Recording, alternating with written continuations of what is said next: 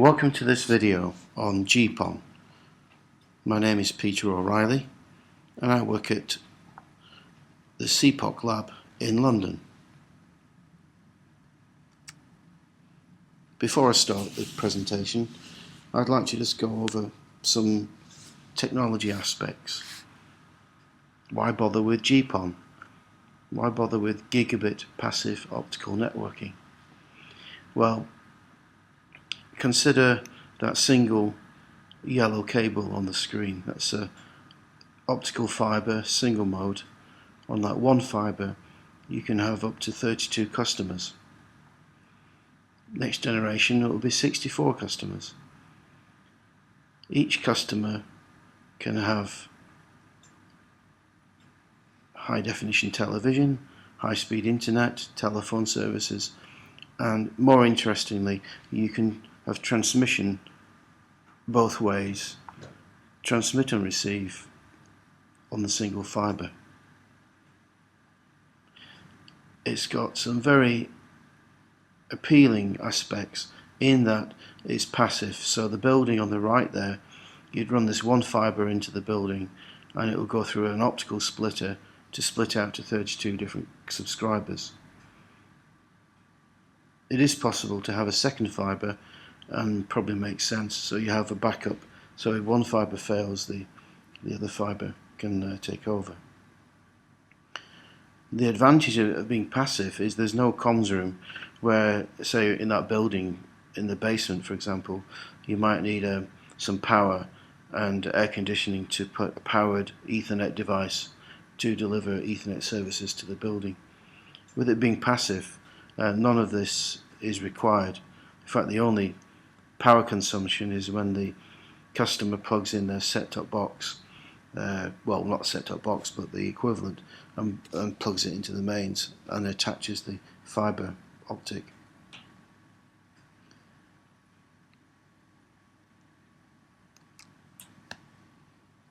So what we have here is a diagram, and in the center the cloud is I call it the GPON cloud, and that's the focus of this demonstration.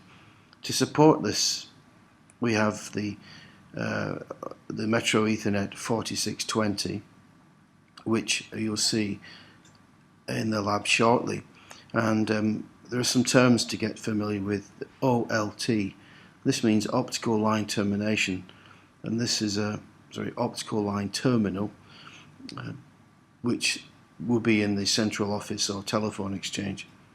And then over on the customer premises you'd have an ONT, an optical network terminal, and that's where the customer would plug into the wall socket, and that's where power will be consumed and the fiber will be connected into that device. That device would typically have Wi-Fi, Ethernet, and in some cases RF. Note, it is a single physical optical cable that goes from the OLT down to the splitter, and the splitter shown there is a 1 to 32 way splitter. Going back into the network, we have an MPLS core based on ASO 9000s, and I have a VPLS service providing high definition TV for multicast. The OLT or ME4620 is using multi-chassis lag across two ASO 9Ks, so there is a redundancy built into that. Downstream there's 2.5 gigabits aggregate, and upstream there's 1.24 gigabits. Different light wavelengths are used so that transmission in both directions is not affected.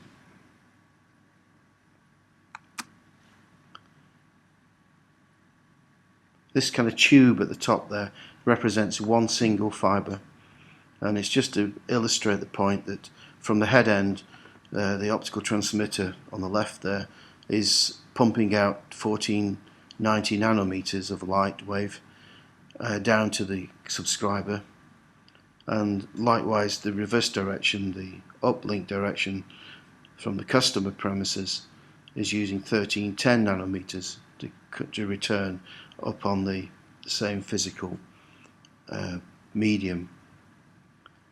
On top of this, there is a TDM transport where each subscriber's box is given a time slot, so that the transmission is, if you will, assigned to each subscriber in a kind of a round robin effect, so that the optical transmitter uplinking 1310 nanometers is time division multiplexed based on each subscriber having a slot to transmit back up into the into the 9000, or the ME4600 I should say. On the bottom left there is a physical port. It's an SFP, GPON SFP, and notice there's one laser aperture there, and so that single fiber would go out to the 32 splitter, 1 to 32 splitter, and then on the bottom right you can see the back open of the ONT or the CPE box, and the single mode fiber connecting into the ONT box.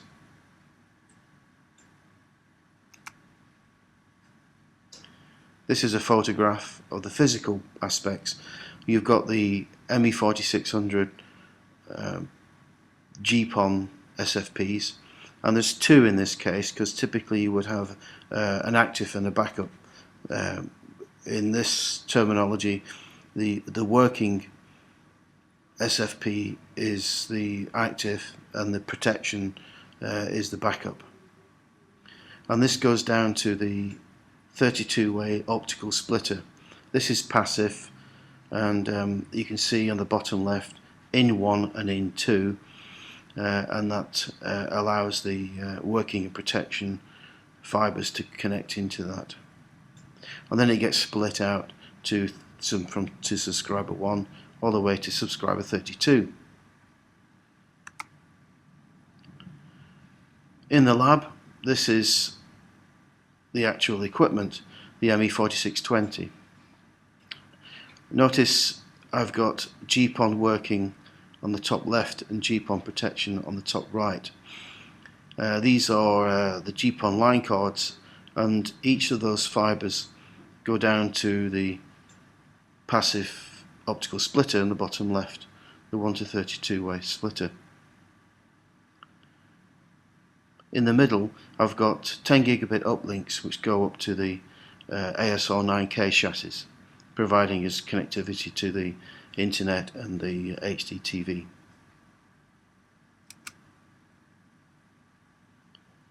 This is an illustration of rack mounted 1 to 32 splitters. There's 6 of them, and I've just, as a remark here, put you can have 192 customers with 6 optical cables. Realistically though, you would have 12, because you'd want the backup as well. The demo itself, network, is illustrated here, and in the center they've got the ME4620 GPON with the GPON active and standby or working and protection going to the splitter, and then from the splitter out to the customer's devices. I've got a Spirent test center packet generator connected from the subscriber end going, and also to the ASR9K, and with that I can generate traffic.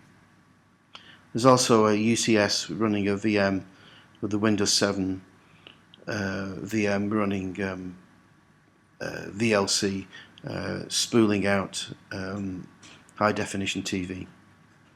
This is all connected around those 3 ASR9Ks with a VPLS service.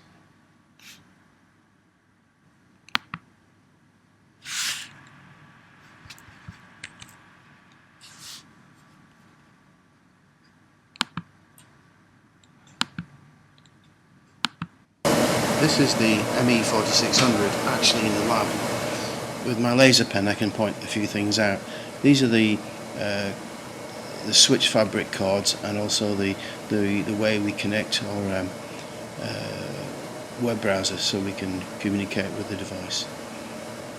There's obviously a standby active there, and this is the GPON line card, and this is the active, and over on the right side there is the protection, so the working and protection I should say, and they go down to the transceiver. In the middle I've got just regular Ethernet, Gigabit Ethernet line cards, and there are the 10 gigabit uplinks to this ASR9Ks. Up at the top there are some fans and DC connections at the back, and there's like a plenum up there which allows the air to escape out the top.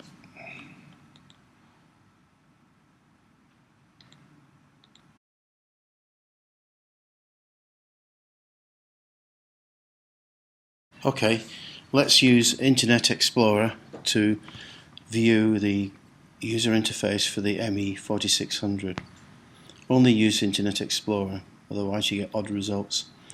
I'm using Internet Explorer 9 in this case. Before you start, go into Internet Explorer, go to Tools and Compatibility Settings, and add the management IP address of the ME4600 into that. And this will guarantee you'll have a nice screen with bits not missing, which would otherwise happen. Now I'm going to point the browser at the management address, and here's the welcome screen or splash screen for the user interface. Oops, pressed the wrong button, back up. Okay, at the top we have the box is operational, and we have circuit card slots 1 to 21, and those colours go green, amber and red, showing you the status of the card. Okay, without further ado, let's log in.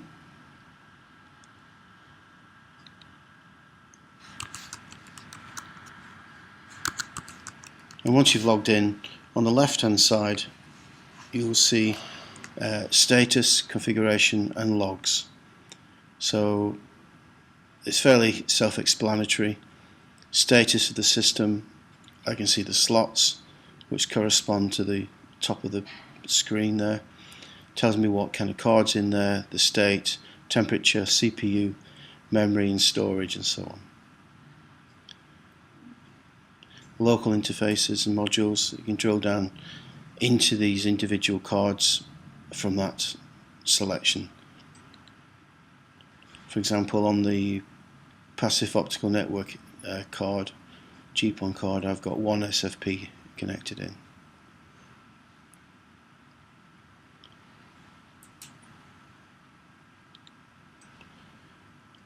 There's a drop down there for synchronization, PTP synchronization can be used there. And what else can we show here?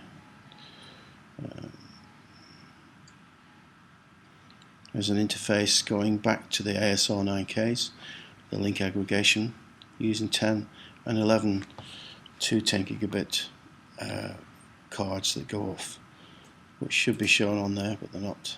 But anyway, you can see it, get the idea.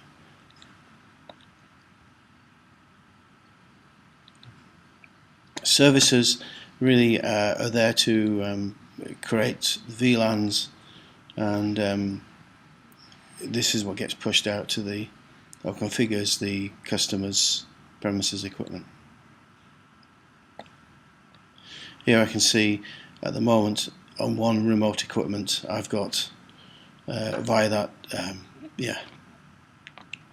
splitter to the CPE, there are 4 ports, and this is actually on the customer's subscriber's box, and you can see one green is up there. I've got the dBm power of the box, and its distance and its temperature, and so it's just environmentals from the subscriber point of view. And here I can see protection schemes. This is for the switch fabric. I can see GPON type B protection scheme, which refers to working and protection, going out to the the splitter uses. So that's all kind of show commands.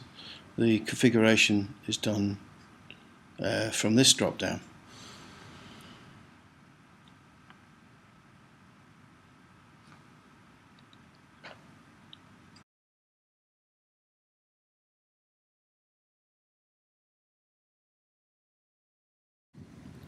Subscriber services. Let's take a look at the network a moment.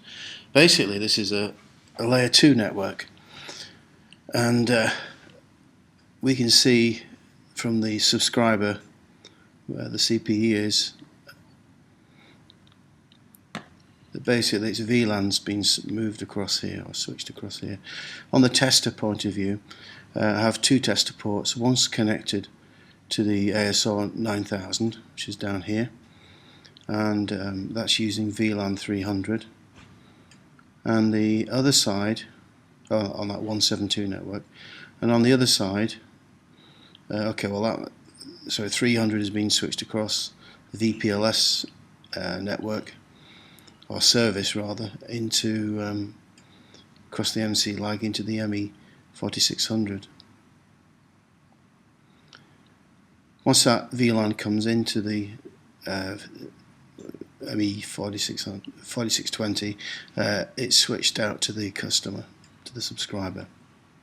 So there is a service that needs to be set up on the CPE side. You go into configuration, pick up the remote equipment, and then look at detail there.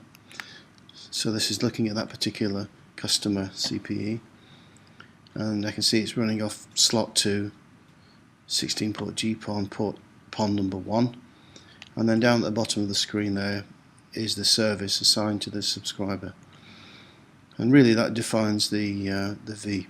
Here I've got two services, one's demo and one's multicast, and there's the customer tag and the the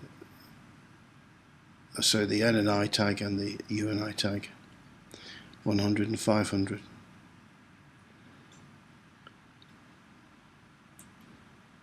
And this refers to the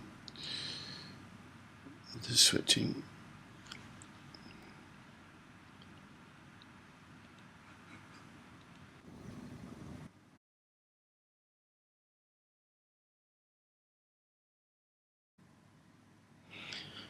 This is an impressive demonstration, and as it says there, it's recorded as it happened.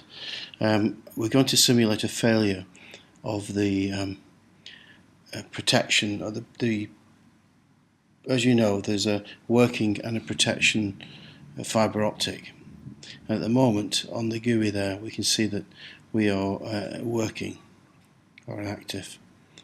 What I'm going to do in a moment is manually switch it over to protection, and then after a few moments put it back to working again, and we'll be able to see the video footage as this happens. So I'm going down to protection schemes, and I can see now that I've got working slot 2 and P for protection is slot 19. I've also got tester running 1000 packets a second, and I'm going to switch this over, and you'll see forcing it to protection, and then check out the drop frame count. At 1000 frames a second, one drop frame is 1 millisecond of lost traffic. Do a save, which actually kicks it off. Sometimes you have to do this clear and then go for it again. So we're going to go to protection now. Okay, so, and then say save, gone to protection, and then down there we've got about 361 milliseconds of traffic. The 493 is multicast traffic, it's smaller.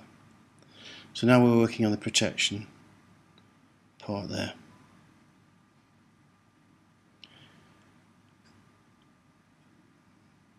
So what I could do now is zero the counters, and then get ready to move back from protection back to working. So command, I'll just do a clear because that seems to help, and then back to working, force to working. So at the moment it's saying protection, so on this bottom one I'm going to move to the working. Press save, now we're back to working, and again we lost about 300 milliseconds when we did that. Okay, that's all well and good. Let's see it repeated though with HDTV running, and sit back and enjoy this next part. The screen will tell you when we're about to go from working to active.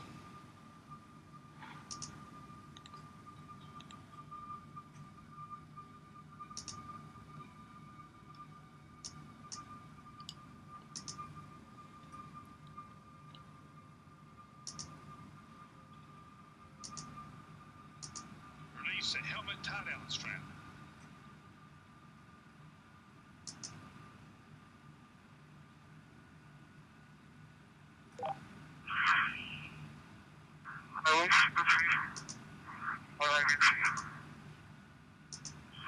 Sometimes you have to turn up really high.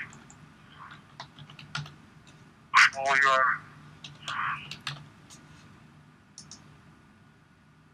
I'm going home now.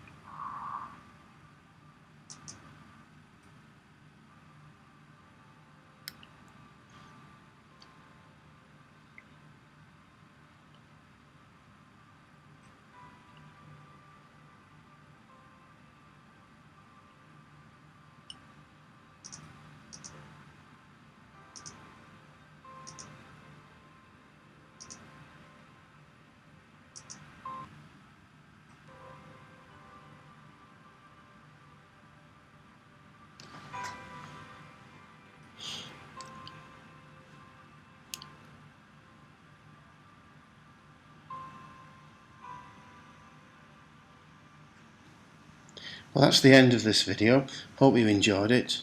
Just so as you know, Felix did make it down to the ground safe and sound. You might want to subscribe to our CPOC YouTube channel.